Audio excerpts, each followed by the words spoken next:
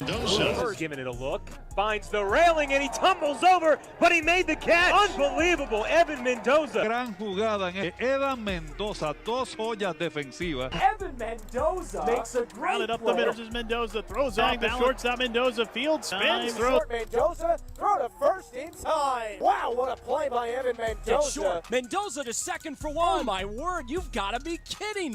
Evan Mendoza. For Mendoza lifts one to left. An inning. Mendoza, that one's sailing back there, and it's gone. Now, those are some of the plays and the insights of playing baseball at the highest level, not just posting about it. Now, let's flip the script. Here's what my students and families have to say about working with me. Just share his stories of the kids asking him, what did you do? And his one answer was one word: Evan. It's an overall great program to improve your metrics, mental approach, your velocity, and your outreaching strategies. Because there's a ton of players I know that are way better than me that had zero offers because they don't know how to reach out to coaches. Pretty much every possible number when I've gone up. I was high 70s and now I'm aiming for mid to high 80s and hitting the same thing. I was high 80s off machine and now I'm able to put some balls out in the mid 90s. JT's motivation to want to do it at home, be proactive in his baseball career, and we are able to do these things for him, and it's self-motivated and he's taken that action. As a parent, you want to be able to say. All right, welcome in. We're doing a secondary live today. I'm your host, Evan Mendoza. I played 7 years of professional baseball, and technically this is not coffee and baseball. This is going to be just talking about baseball, any Q&As that you guys have for me, and I've got my trusted whiteboard here. And again, guys, this is not an episode of Coffee and Baseball, which I do stream live every single day for 50 straight days. We're on 23 days in a row over on YouTube as well. Guys, anybody that just joined in, if you play high school baseball, guys, click on the link in my bio if you're interested in working one-on-one with me. Inside my remote training program, there's a couple of spots that just filled up. But guys, Derek, Adrian, second, thanks for joining in. Jordy, Luke, thanks for all joining in, guys. You guys are awesome. I have been streaming every day at 11 a.m. Eastern time when you guys are probably at school, but I'm curious, should I do more lives around this time of the day? Because that way you guys aren't at school, and also that way you guys can answer or ask your questions and I can answer them. By the way, guys, we are live over on YouTube as well. So if you guys have a YouTube account, go ahead, eMork09, let's go. I have been very curious if you guys want me to do more lives around this time of the day. But guys, if you have any baseball related questions, feel free to ask. That is why I'm quite literally here. And I will get into some questions right now just because we are live on YouTube as well. Some people are asking questions over on YouTube. So without further ado, I'm going to get into some questions. Guys, if you want me to go over your specific situation, just let me know and we can definitely do that. All right, we don't know when to start seriously pursuing D3 or JUCO options. So guys, in all reality, you don't necessarily need to pivot into D3 or JUCO until, I would say, at the start of senior year. So if you have absolutely no traction whatsoever, let's get this out of the way.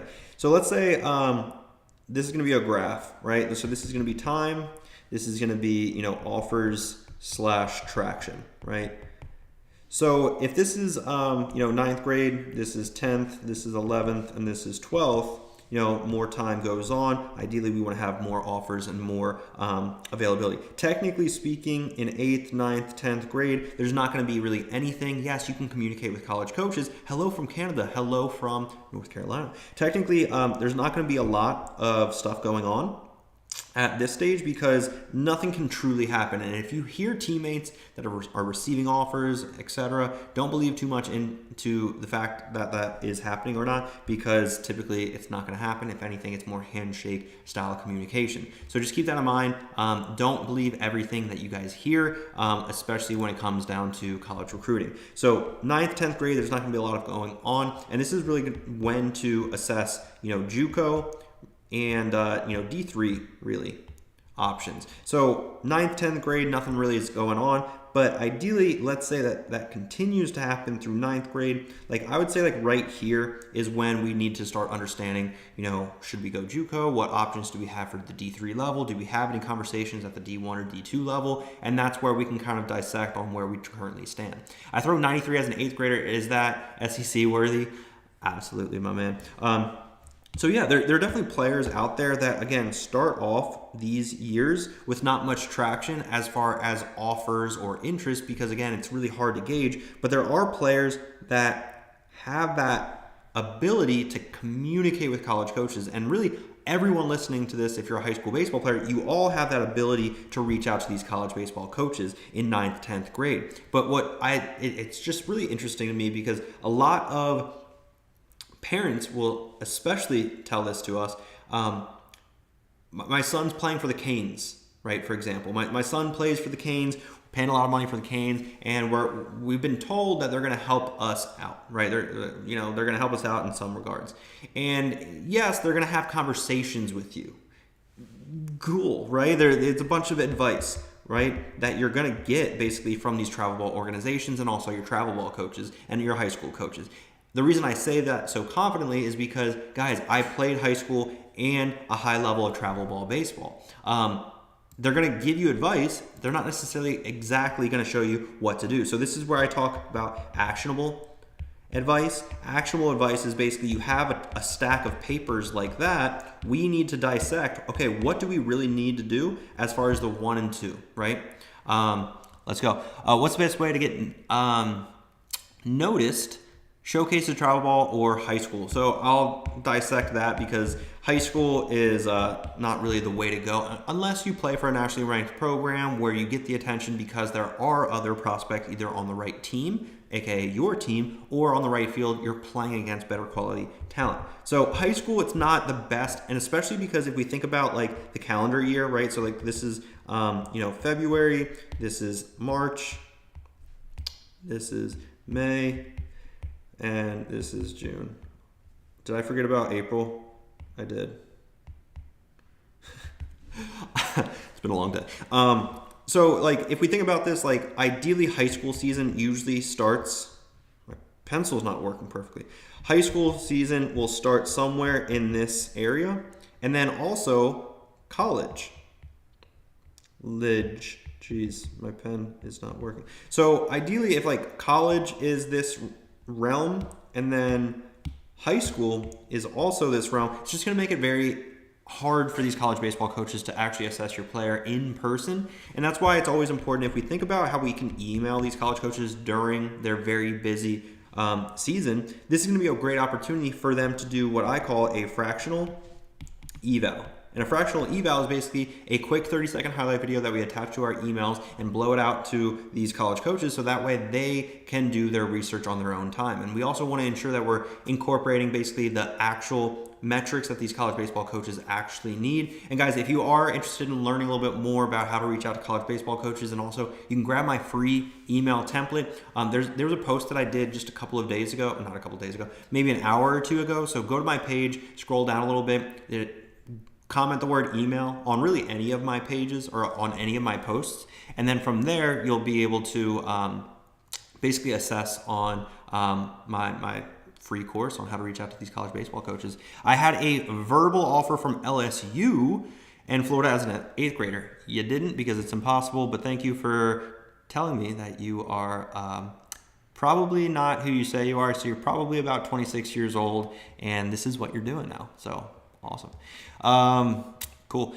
If anybody has any baseball related questions, feel free to ask. I'm checking over on YouTube. Okay, so he's quiet and doesn't advocate for himself. How much does that really matter? Great question, right? Because when we talk about being shy, right? I was shy in high school, but I overcame that in a couple of ways because I still am a little bit shy. Alex, thanks for joining in. I see you getting after it, and I'm also getting after it here today, right now. But no, okay, so he's shy, he doesn't advocate for himself. So let's actually talk about this in the aspect, or really the component of social media.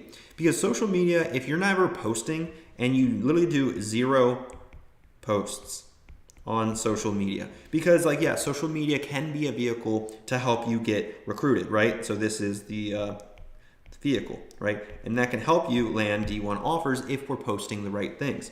But if you never post, guys, if you literally don't have any presence whatsoever on social media, these college coaches can find out about you based off of your performance, or they can do, again, what I mentioned here on the last page, is they can do what, I always forget to change it. They can do this fractional evaluation on your Instagram page. Just like Alex has optimized his program. I was trying to join on my other account, but it was lagging. What's up though? No worries, dude. But yeah, like Alex has joined in to my live. I go live just about every single day at 11 a.m. Eastern time. So be on the lookout for that if you guys are interested in getting a little bit better understanding of who I am, how I teach, my iPad that sometimes works, sometimes doesn't. But guys, this is like the education that I wish that I had when I was in high school. And by the way, if this is the first time you're ever joining into one of these episodes of these lives, just drop the baseball emoji down below in the chat if this is the first time that you've actually joined into one of my lives. And then that way I can welcome you in. And obviously it's gonna be very exciting. This is your first one, but anyway, we're located. So I'm in North Carolina, but we help high school baseball players all across the country, and we're really worldwide. We're Mr. Worldwide. No, so we have 2 students in Japan, 1 in Mexico, and 2 in Canada, and of course all across the United States, California, Texas, North Carolina, Florida, all over the place, Illinois, New York, Jersey, everywhere, Wyoming, quite literally everywhere. I need to create a graphic to put on my website of all the pins of where all my students have come from, but I would say probably 40 out of the 50 states, more than likely. Lauren, thanks for joining in for the very first time. Undersized, great outfield, 2-sport athlete. How do I get him jacked? Really, so this is, okay, so we talked about being shy. If we're not putting out any social media content, we're not going to be able to do much. Am I really glitching? Because I'll check out on my phone right now. And if I am, just let me know. Let me see what's going on. Anybody else having issues with me glitching on my live, let me know so that way I can possibly change it. It might be because this camera is just too high quality. I don't know. It's really my phone that I'm recording on. Okay, let's talk about it though, because the question was, how do I get him jacked? Great question. So I always like to refer to as, and you know, for guys like Alex okay, Lauren, great. And by the way, guys, this is the stuff that I like to talk about during my 11 a.m. Eastern time coffee and baseball episodes. Every once in a while, I'll do a live around this time. And this is actually the first time I've done a live in this time of the day in a while. But we are on, I think it's 23. So day 23 of 50 days streaming every single day. And you get to learn a little bit about how I teach and my teaching style. My son's in softball. Okay, you guys are killing me with the questions, which I love. Don't go anywhere. If you've asked a question, I'm going to hit your question with due time. So this is what player development looks like at the professional level. So guys, I played 7 years between the St. Louis Cardinals and the San Diego Padres in professional baseball. And these professional organizations, yes, they're organizations, they have a whole department called player development. So you might be curious, what in the world is player development? And there's a couple of stages. I think there's 5. Yeah, there's 5 stages of player development that I think are critical for professional athletes to develop their skills maybe a fraction of a percent more, so that way they can be that much better. And a lot of high school baseball players make the mistake of completely neglecting like 4 out of the 5 areas. So first and foremost, we're going to talk about skill work. If you guys don't know what skill work is, that is totally fine. Skill work is anything that involves a ball. So basically, if we were to summarize baseball in a nutshell, we need to know how to throw a ball. We need to know how to hit the ball, and we need to know how to catch the ball. That is baseball in a summary, right? Those are the 3 things that we need to know how to do with a baseball. And that's important, right? So that's your skill work. So in professional baseball, we talk about skill work all the time. Now, well, a lot of people, and by the way, probably 98% of the listeners here, and then a lot of my audience, you guys will go to this thing called a hitting coach. You've probably heard of that before, and that's great, right? You're going to a hitting coach once a week. Congratulations. That is just a small fraction of the puzzle. So now let's talk about physical development, right? So that's another component of overall player development, right? So physical development, think basically anything that we're going to do in the gym. And this was actually the separator between skill work and physical work, because you might have already thought about this, but I actually had conversations with the strength and conditioning coaches with the Padres and Cardinals, and they kind of told me the same thing. Once it incorporates a baseball or any ball of any matter, that's when it converts into skill work. And we don't incorporate any balls into basically our gym workouts. So basically this is bigger stronger, and faster. So now we have to really consider, okay, what areas of player development are we investing in? Are we investing in just a hitting coach? Okay, are we investing in getting just bigger, working with a bodybuilder, things like that? We have to think about where we're prioritizing our time. Same thing with that, we have mental development. And this is where we need to understand our baseball IQ. This is also where we need to have frameworks to overcome certain struggles. Guys, I'm pretty sure you guys have felt this before, whether you're a player joining in for the first time or a parent. There are times where you're gonna fail in the game of baseball. You need to use these frameworks to overcome those struggles, right? Now, as far as the main question on how to get absolutely yoked for your son who is undersized, this is where I'm just gonna put diet because it's less letters, but really it's the diet, the nutrition. This is gonna be nutrition. This is gonna be hydration.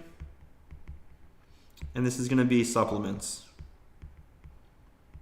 So basically, this is what we're putting into our body to fuel our physical, our mental, and our skill work, because obviously those are really important, but also our diet is very important as well. So if you guys are just joining in for the very first time, put a baseball emoji down below in the chat and welcome into a live. This is the type of stuff that I like to talk about in my 11 a.m. Eastern time, coffee and baseballs. Vinny, what's up? I saw Vinny in a live the other day. But guys, we have the diet. This is gonna be the nutrition, the hydration, the supplements, basically what we're putting into our body. Think our amino acids. This is going to be our protein powders. This is going to be our creatine. This is going to be a multivitamin, fish oils, vitamin D. These are all the things that I typically took on a daily basis because the Cardinals and Padres invested in those resources to take care of our body. Now, the last one, this is probably the thing that a lot of you guys just are completely neglecting is, and to be all, fair, some professional teams are probably neglecting in this as well. But for example, with the Cardinals, we would have a thing called Cardinal Core. And Cardinal Core is basically 7 or 8 guys on our team of maybe 28 guys that would be kind of like fresh draftees. We were, basically instructed on how to become team leaders, how to make sure that we were growing within the clubhouse and making sure that we were good teammates. And then also we were learning from ex-Navy SEALs and also ex-big leaguers that have been big leaguers for a decade, right? So this leadership is an area that you'd be really surprised. With having proper leadership, it can keep you in the big leagues long or keep you in professional baseball very, very long. I've heard some crazy stories. Pat Rodriguez, thanks for joining in. Once again, Pat was in the live earlier today. You guys are killing it as far as coming back to lives. But yeah, guys, if you enjoy this type of content, make sure to follow me over on YouTube. If not YouTube, here on Instagram, because this is the type of content that I love to post every single day. All right, we're gonna get to the next question because there was a little bit of an influx of questions in a short period of time. So hopefully that answered your question as far as how do we get them jacked. Player development comes in a full umbrella, so we need to make sure that we're doing everything possible to get him as jacked as possible. Give me good tips to impress my high school coach. Be mentally mature. David, I think that's David. Be mentally mature, because mentally maturity shows that you're showing that responsibility. It shows that you're there with a purpose and you're focused and determined to play possibly on varsity as a freshman, maybe get that jump or that call up from a sophomore onto that varsity team, etc. Right? All right, so let's get into the next question. We got Ulysses. My son is a sophomore on varsity. Okay, so we have a 2028 sophomore on varsity. He's asking, what's the ideal place in the lineup? I mean, okay, so let's talk about it, because let's talk about the lineup. And I might actually record this because this is a great piece of content.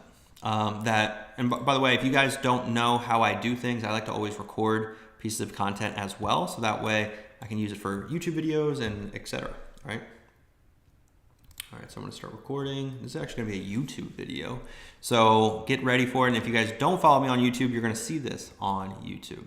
All right, so, all right, we're recording. So, all right, my son is a sophomore on varsity. He's asking, what's the ideal place to hit in the lineup? So let's talk about it, right? So if your son's a 2028 and really, he's a sophomore on varsity, let's just go over basically each place in the lineup where he could be hitting. So typically speaking, that first hitter, so this is gonna be a little bit more of the speedster, right? They're gonna have speed in their tool box, so to speak, and that's what's going to be ultimately the leverage to get him on base as many times as possible. Another aspect of being a leadoff hitter is you do have to be somewhat passive, because you want to see pitches as a leadoff hitter. So that way your 2-hole, your 3-hole, they have opportunities to see what the pitcher has that day. They're able to get their timing. And then also, so we don't have to, go through one swing, one out, and then one pitch, one out, basically. And that's where the pitcher gets into a rhythm of, having us as hitters swing early in the count. That's where it's ideal to be able to be a good 2-strike hitter as a leadoff hitter. So next up, let's talk about the 2-hole hitter. In my opinion, the overall best. Best hitter. I think overall has 2 or 1, but this is the overall best hitter in the entire lineup. And the reason for that is because you have to feel comfortable with hitting with runners on base. So if you hit into a lot of double plays, that's not going to be the best overall hitter hitting in the 2-hole. But then also the 2-hole needs to set up the 3 and the 4, which I'll get into here in a second. So basically the 3-hole, this is going to be where you're like a 2-hole hitter, but this is the component. We want to have an increased amount of power, right? So we have good contact skills, which is really right there. We have that contact skills at that 3-hole hitter. We also feel comfortable in the box. We're a pretty good hitter, probably one of the better hitters on the team. But we also have that ability to have power at the plate. Now let's talk about number 4, because the 4-hole, the cleanup hitter, in an ideal world, leadoff hitter walks, 2-hole walks, 3-hole walks. Well, now we have, quite literally the bases juiced. The 3 first hitters are on base. This is where we want that 4-hole hitter to be able to clean up the bases, so to speak. So this is where contact isn't as important, but we want to have the ability to have contact, and especially at the high school level on varsity, you're going to have contact ability. But really the big emphasis is going to be having a lot more power at the plate. Now, as far as like really 5, 6, 7, this is going to be an area where we have an overlap of typically more power or less contact, or more contact ability and less power, right? So this is going to be a mix, really the 5, 6, 7. Ideally, we want to be closer to that 4 or 5 if possible, because there's going to also be more at-bats and more opportunities to drive in runs. Now, as far as 8 and 9, right? Because there was a good chunk of my professional career where I found myself in 8 or 9, especially when I, got promoted. I was playing it alongside guys like Adolis Garcia, Randy Arozarena, Tommy Edman. Like when I was playing against, or really with those guys, obviously they're studs and they are doing great things. So sometimes I got pushed to like that 8-hole or that 9-hole. Now, let's start actually with the 9-hole, because the 9-hole, if you really think about it, and especially from the managerial perspective, this is your second leadoff. And for me, in particular, like my playing profile, and by the way, all of you should know what your playing profile is.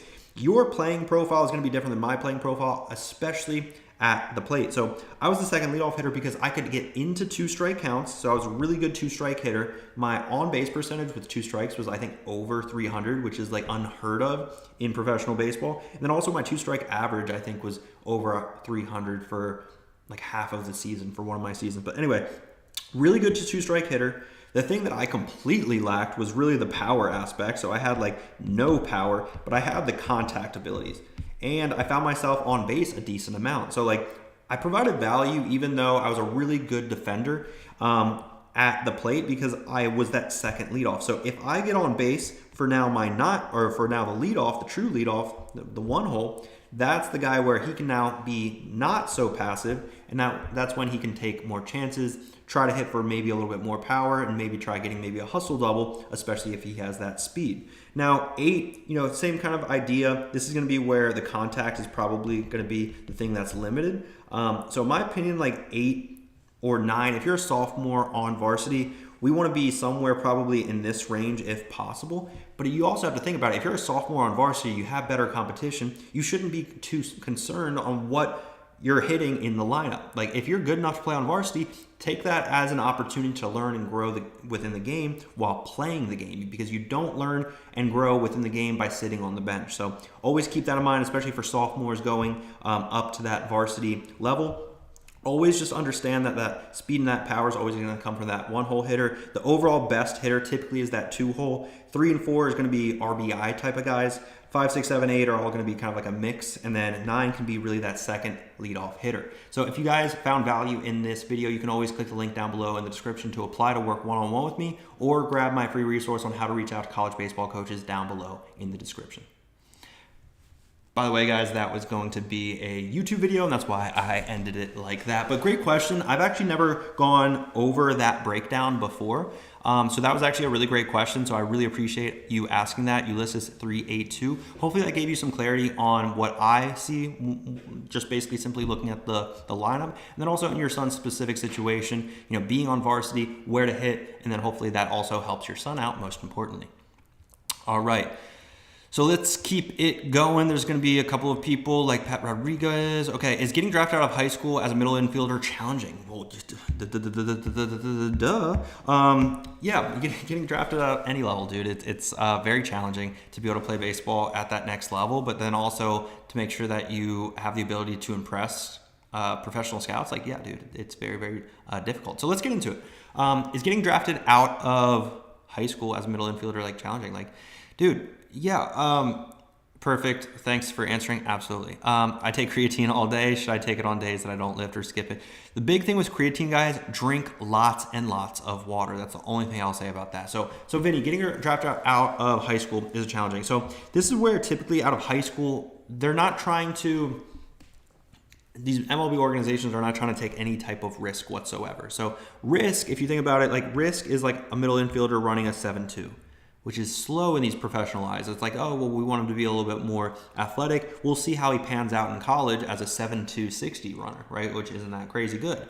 So like, as far as middle infielder, I'm gonna give you some stats as far as like where I would want you to be. So that way you can get drafted out of high school. Guys, don't take this the hard way. This is just the reality of how hard it is to play baseball and get drafted out of high school, which doesn't happen very often. I will say, go play college though, dude. Like college was, I look back at college, it was my most memorable, most fun time of playing baseball. I feel like I have something on my lip. I have very dry lips right now. But go to college, dude. Like if you have the opportunity to get drafted or play college, like yes, it's gonna be very, very hard for you to say no to a big signing bonus. But I promise you, that signing bonus has to be over $1 million for it to like actually make sense to get drafted and take that draft money. I would just go to college because there's ways to make money also now with NIL opportunities if you brand yourself the right way. So let's talk about some metrics though to get drafted in the MLB draft, okay? So if you're a middle infielder, ideally if you're a middle infielder, really you're a shortstop, right? Especially at your high school level. So your 60-yard dash, like honestly, I would want you to be somewhere in that 6'5" range. Yes, it's important for the aspect of being laterally quick, right? First step quickness is going to be huge. You want to showcase also that you're able to steal multiple bags, honestly, a game in high school, because if you get on base, you should be stealing second and third basically like that on the next 2 or 3 pitches. Now, as far as your arm ability, we're going to talk about infield velocity, not pitching velocity. I would want you ideally to get drafted. Again, the goal is to get drafted like 94 plus. I'm going to be honest with you, like, to get drafted, yes, the arm ability isn't the most important, but again, we're trying to make it absolutely guaranteed that we will get drafted. Now, there's a lot other things that go into getting drafted, by the way, than just your pure metrics, because there are some showcase players, and if you guys don't know what a showcase player is, it's someone that has all of these, but can't hit a ball when they're in the batter's box, right? Which ultimately, they can't perform when it matters. Now, exit velocity, I would want to see like 105 plus with wood off of a tee. So like you're showcasing that power, you're quick twitched, you throw pretty hard, and then you're 60, you're just overall an athlete. As far as stats, I'm not going to get into stats because stats don't matter as much, but like you do have to perform, and to get drafted again as a middle infielder in high school, you just have to do things that are unheard of, especially at the high school level against high school talent. Evan, me and my son, thank you so much. Absolutely. And if you haven't already, go check out some of the resources. I think you're on YouTube, but Ulysses, if you're interested, or if your son is interested in working with me, I don't remember how old your son is because I've seen you in some of these lives before. I changed up the link in my bio, guys. So if you guys are interested in applying to work with me, that's what you can do. There's going to be a quick little like 10 question survey. Basically just click that button on your screen. You should be able to figure it out. And if you can't figure it out, we're probably not a good fit for each other. Okay, thank you for answering. Absolutely, Vinny. No, I like where your mind's at though, because your mind is telling me that like you're ready for this next stage. You're ready for, you know, you being a go-getter. You want to go get drafted, right? And that's what the goal should be. I think it's incredible that I speak to high school baseball players that are unsure of themselves. Ooh, you can barely even see some of this.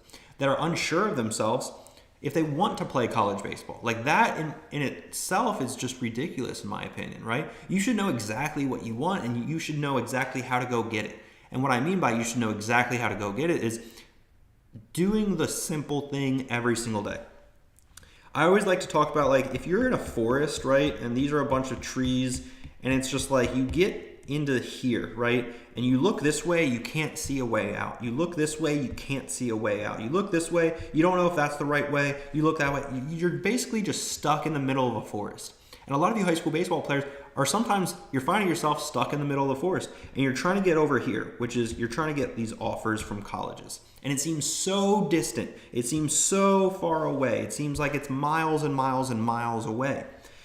The thing that you guys really know that you need to be doing on a day-to-day basis is just take one tiny micro step in one direction. It doesn't even matter what really direction it is, as long as you're taking that direction, you're taking that step, because ultimately the action is turning into one action for one day. Now that one action can turn into 2 days, now that same action can turn into 3 days, and now we're building routines that are gonna help us get over to here to this offer.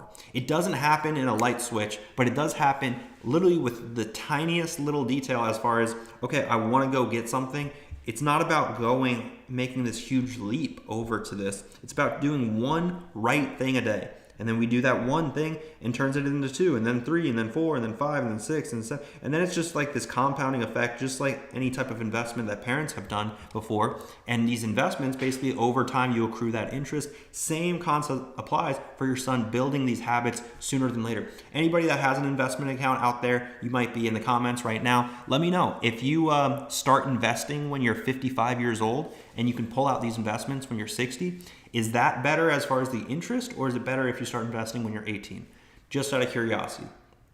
I'm gonna give you guys a little bit of a hint. It's when you're 18. If you start investing $5 a day and you start building that, you know, accrued interest over 50 years, you're going to have more equity, more money, whatever the case. We're talking about investments, right?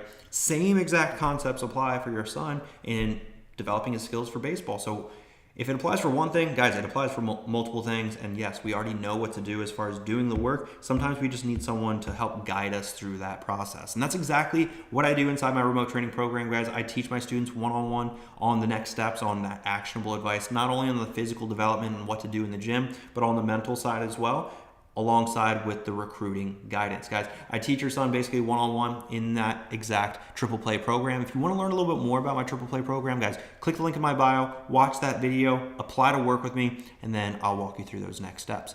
When hitting a traditional progression, would it be like tee to toss and then machine? Okay, so no, but little, what would be your advice for something who doesn't have access to a machine, or is it like strictly tee? So great question. So the way I view this is, okay, we have home plate like this. All right. So first and foremost, we have your typical tee, right? We have a tee. It's the easiest way to work on your mechanics, without a doubt. Now, if you don't have access to, again, this is your 3-wheel machine. We have wheel 1, we have wheel 2, we have wheel 3. Looks like a 3-wheel, right? Looks like a mini hack attack. Anyway, this is going to be like the longest distance, right? This is distance. So technically speaking, you can do stuff off of the tee. Cool, that's one step of the progression. That's typically really, really easy. Next is you over here, or you and your buddy, you're basically doing side flips, right? Side flips basically on an angle. And when you guys do side flips, don't do side flips wrong by standing quite literally directly perpendicular to the hitter. Let's just call it a right-handed hitter over here. Don't stand over here, right? What I want you to do if you're doing side flips, I deleted a lot more than I wanted to. I did it again. Again, this is home plate. You want to be standing over here if you're doing side flips, on like a 45-degree angle. That's going to be the best angle of approach. Now, next up is if you have an L screen, is ideally what we would do is we would do at first the L screen's like that. You're standing behind, and that way you're doing front flip, right? Let me know about my artistic skills though, also, if you guys are liking this. But okay, first off, you have like that front flip, and that's like the most common. So if you don't have access, again, and this is gonna be something that I'm gonna go ahead and record as well for a short form.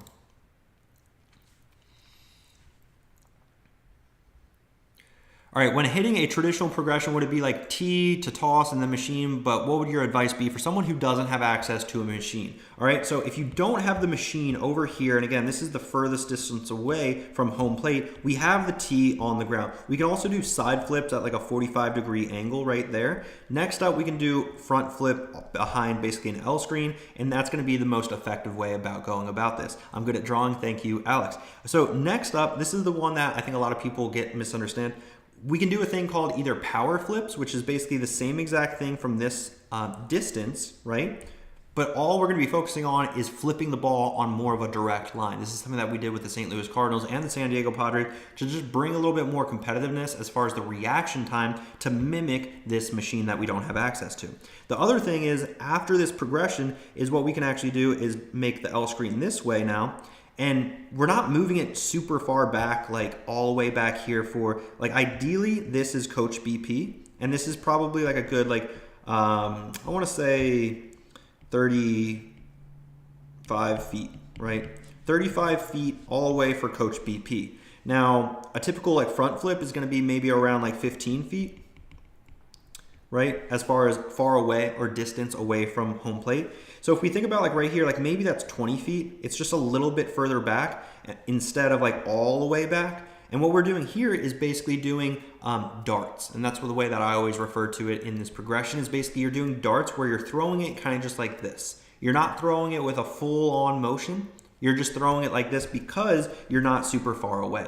So basically when you get at that distance for front flip, L screen front flips, just scoot your L screen back maybe like another 2 or 3 feet and then do darts where you're just kind of like quick arm action and you're throwing to each other, because that's what that's going to really be helping you out with is not only seeing it out of hand, but it's also helping you see the downhill trajectory rather than when you're doing front flips. It's more of like that uphill kind of rainbow trajectory. It's also going to help your overall reaction time. Hopefully that makes sense. Hopefully that you guys understood what I'm kind of trying to mention, especially with my drawing. Hopefully Alex, oh, by the way, Alex, thank you for mentioning that I am good at drawing. But guys, let's stay for one more question because typically I don't do these lives at this time of the day. And I want to make sure that I eat something because I haven't gotten dinner in me and it's almost 10 o'clock. So that is not good. I do not condone not eating dinner. That's not going to help you or anyone out. But yeah, guys, if you have any baseball-related questions, feel free to ask. By the way, guys, this whole recording, I want to make this very obvious. If this whole recording is going to be uploaded over to YouTube. That's why I constantly tell you guys, subscribe to me over on YouTube because that's where all the uploads will be. If you have any understanding of like what this was going on, or if you had a question that you want to share with your player or your son, you didn't answer my question, you missed it. Can you answer, please? I didn't see your question, dude. I'm sorry. Where should I be at to make JV? And by the way, feel free to ask those questions if I didn't get to it. Where should I be to make JV or varsity at a really good high school? They got second in state last spring and they are 5A. So I really talk about this, Alex, a lot, is being more mentally mature than anything. Because if you're mentally mature, you show to these coaches that you're there for business. You're not there to like have fun anymore, because that's like typically with like incoming freshmen when they try out for JV, they're just lollygagging around, they're having fun, they're just throwing the ball and like they're okay with that. That's where it turns into like babysitting. That's not fun for anyone. So the biggest thing is just like to show these these high school coaches, possibly on varsity, like, hey, I'm here. I know what on defense is. I'm not going to be the one holding the team back in any exercise, in any thing whatsoever. So if we have that mindset of like, we're not going to be the ones holding everyone back, we know what cutoffs and relays are. We're not going to be dropping the ball. We're going to be the one that's taking care of the ball, especially on defense. Defense can go a long way, especially making that transition from, ideally JV to that varsity level. If you play good defense at the high school level, there's just so many high school baseball players that don't play as a freshman. By the way, yeah, absolutely. I was a freshman on varsity, and the biggest thing that I would say that is the reason why I got to play at the varsity level is because I was mentally mature. I understood how to take care of the ball. It wasn't that I was 6'4". I was quite literally like 5'7", $130. So I was very, very small for a freshman. Somewhat built out, but like I didn't throw super hard. I probably threw like 75 miles an hour. My school's baseball program is not the best. Is it worth transferring to a way better school that I'll be able to sit out a year? But I will have to sit out a year. Very interesting, Pat. I don't have any experience on that. And as you know, I like to not give you a vanilla answer. And I don't know anything about that. I do know, like, if that's a really good opportunity for you, sitting out a full high school season, like, yes, high school seasons are important for you to develop your skills. And if you're not developing your skills during the high school season, where are you developing your skills? And there are places to do that. But, like, right before travel ball season, like you're going to be going into travel ball season kind of cold. I don't know. What about like metrics wise, like a goal for my freshman year? Like I said, like to be honest with you, like some of these metrics aren't going to be as important, but if you need like a exit velocity, I would probably shoot for like mid to upper 80s. Your freshman year would be solid. Your 60-yard dash, you would probably want it to be closer to like a 7.6 maybe if you're somewhat athletic. Your arm velocity, if you can get that somewhere between like 75 and 81, that's going to be a good shot for you to be able to, again, play at that varsity level. But as long as you take care of the ball, as long as you're mentally mature, as long as you're showing that responsibility, these are the things that college coaches will like also later down in the whole recruiting process, but most importantly, your high school coaches will also like. I'm still in elementary, but what should I be focusing on the most? You need to be focusing on having fun, guys. I'm going to wrap up the live right now because I enjoy these lives a ton, but I enjoy food when I'm hungry even more. So I'm going to hop off now. Guys, remember, 11 a.m. Eastern time.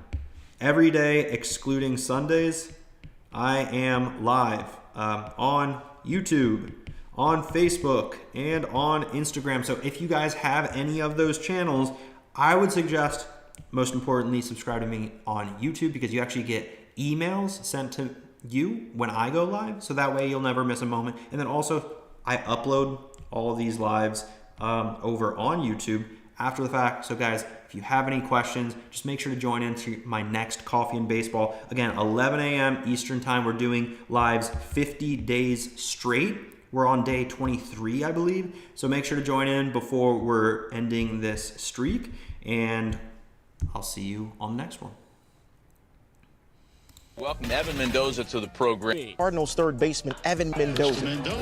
Giving it a look, finds the railing and he tumbles over, but he made the catch. Unbelievable, Evan Mendoza. Gran jugada en Evan Mendoza, dos joyas defensivas. Evan Mendoza makes a great Rounded up the middle. Mendoza throws off the shortstop. Mendoza field spins. Mendoza throw to first in time. Wow, what a play by Evan Mendoza. Mendoza to second for